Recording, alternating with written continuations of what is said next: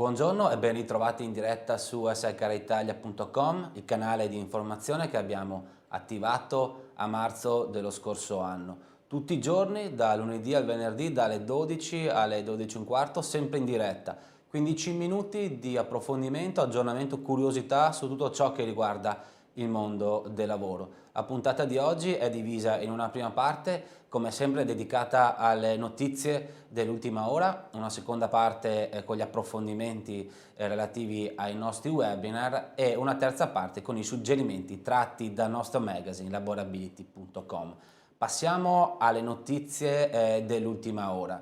Governo dimissionario. Nella giornata di ieri Giuseppe Conte ha rassegnato le proprie dimissioni. Si apre una crisi che non è solo politica ma è anche una crisi normativa. Interessanti i dati di questo articolo del Sole 24 Ore di oggi. In sospeso 547 decreti attuativi. Tra questi 358 sono i decreti attuativi necessari per eseguire, per mettere a terra i provvedimenti legislativi adottati durante l'emergenza coronavirus. Molti sono in tema di lavoro. Come è stato correttamente fatto notare, senza questi decreti il processo rimane sospeso. Speriamo dunque che si faccia in fretta e si adottino questi decreti attuativi.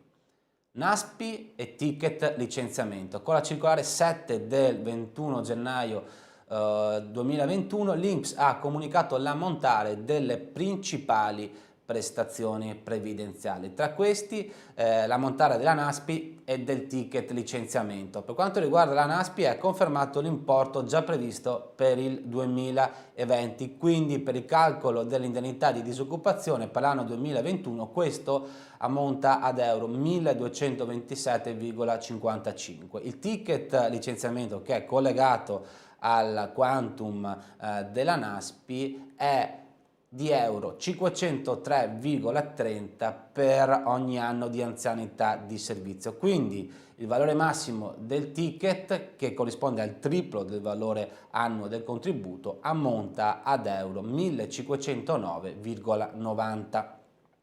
Blocco degli Uniemens. Bloccati gli Uniemens con gli esoneri per le assunzioni. Ci riferiamo al blocco di tutti quegli Uniemens in scadenza il prossimo 1 febbraio che contengono il cumulo degli esoneri per le assunzioni under 35 con quelle previste dal DL agosto. Ci riferiamo agli esoneri previsti per le assunzioni a tempo indeterminato e per le conversioni dei rapporti a tempo determinato previste dal DL agosto. La querel nasce dal fatto che è prevista dalla norma la cumulabilità con questo esonero con gli altri esoneri o riduzioni delle aliquote di finanziamento previste dalla normativa vigente. Inizialmente l'INPS aveva confermato che questi esoneri fossero cumulabili con altri esoneri. In realtà questi Uniemens, che appunto cumulano entrambi gli esoneri, sono attualmente bloccati. Si attende sul punto che l'istituto intervenga con un intervento molto rapido e risolutivo.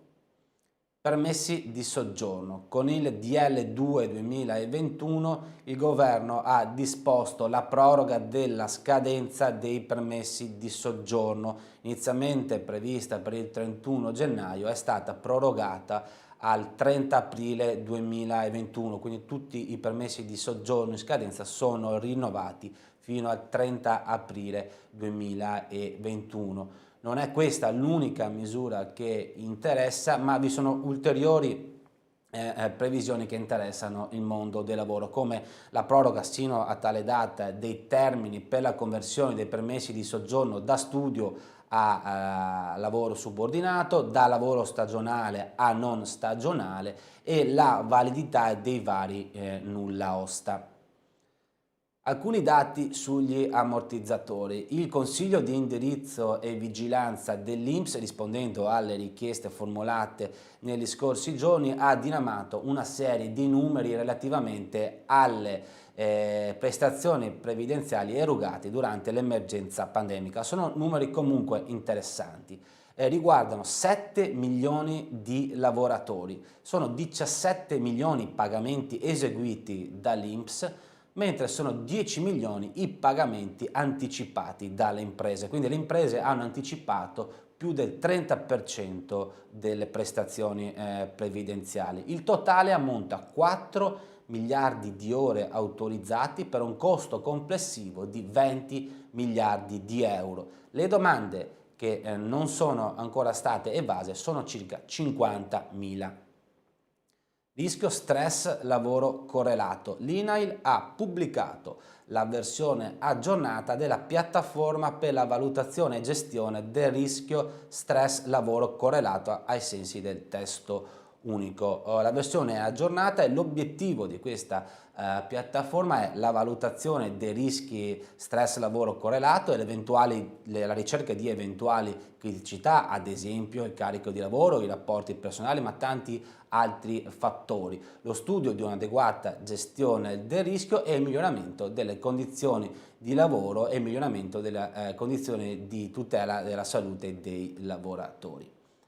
Vi segnaliamo poi questa sentenza: illegittimo il licenziamento del barista che si rifiuta di servire il cliente senza mascherina.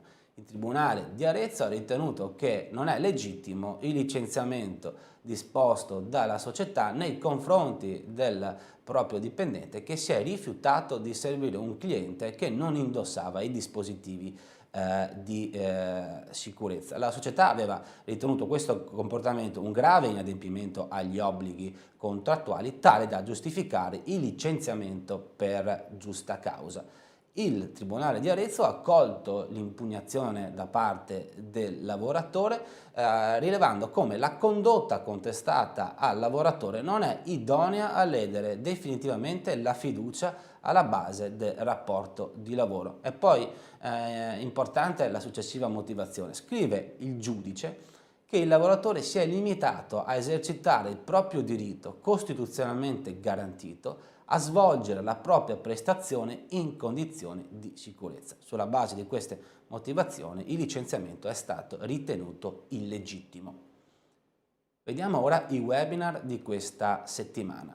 Oggi pomeriggio disabili e categorie protette, tutte le novità per il 2021 assieme a Sergio Turchetto. Domani, nell'ambito del ciclo React, i risultati dei primi assessment.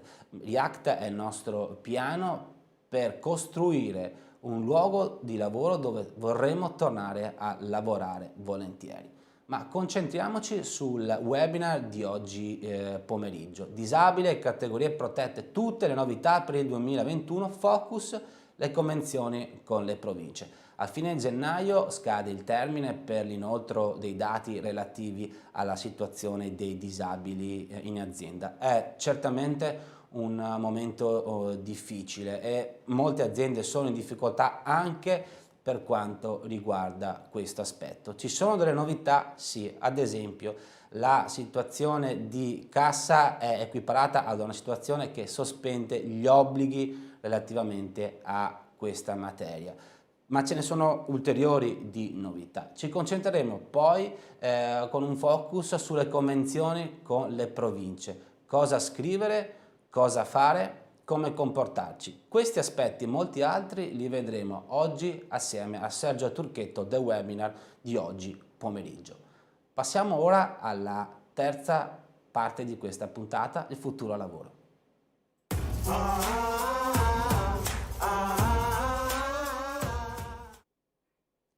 Vediamo ora il primo suggerimento di lettura tratto dal nostro magazine laborability.com.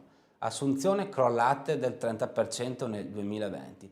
Sono questi i dati che emergono dalla ricerca di Union Camera e ANPAL. Il 30% è un dato generale, ma ci sono categorie che hanno risentito ancora più gravemente del crollo delle assunzioni, addirittura fino al 40%. Sono i settori maggiormente colpiti come quelli del turismo e della ristorazione. Nell'articolo ci si concentra poi su tutti quei settori in cui c'è ancora molta ricerca di lavoro. Quelli sono i settori in cui si fa più fatica a cercare delle persone qualificate e specializzate. Sono quelle le posizioni sulla quale conviene avere una maggiore attenzione anche dal punto di vista della formazione e dell'istruzione. Procter & Gamble lancia Aula 162, modello di inclusione lavorativa. Ha preso il via questo progetto della nota multinazionale denominato Aula 162, una serie di azioni improntate all'inclusione sociale e alla sostenibilità. Partono a Milano e a Parma questi primi due progetti. Si tratta di un piano di formazione gratuita. A chi si rivolge? Si rivolge alle persone che hanno risentito di più di questa emergenza, disoccupati, inattivi e persone vulnerabili, migranti, richiedenti asilo e donne vittime di violenza. L'obiettivo è nobile, fare in modo che nessuna persona rimanga indietro. Se anche internet inquina, l'impatto della vita digitale. La digitalizzazione è un tema centrale nell'organizzazione del lavoro e nella gestione dell'azienda. Tuttavia la digitalizzazione ha anche un impatto per quanto riguarda l'ambiente. Si stima che nel 2020 l'universo digitale abbia contribuito al 3,7% delle emissioni globali e nel 2040 saranno attorno al 14%. In questo articolo troverete molti dati interessanti, come ad esempio per creare un Bitcoin si consuma la stessa energia che consuma una famiglia in 2 anni. Vedrete anche quanto si consuma guardando un video ad alta definizione di 3 minuti. Cosa fare? Serve strutturare una nuova sostenibilità digitale che si coniughi con una sostenibilità ambientale. I consigli li trovate all'interno di questo articolo. Vi ricordo che laborability.com è il magazine che aiuta a capire i temi del lavoro con un linguaggio semplice e chiaro anche per i non esperti. La puntata è terminata, l'appuntamento è a domani alle 12, sempre in diretta.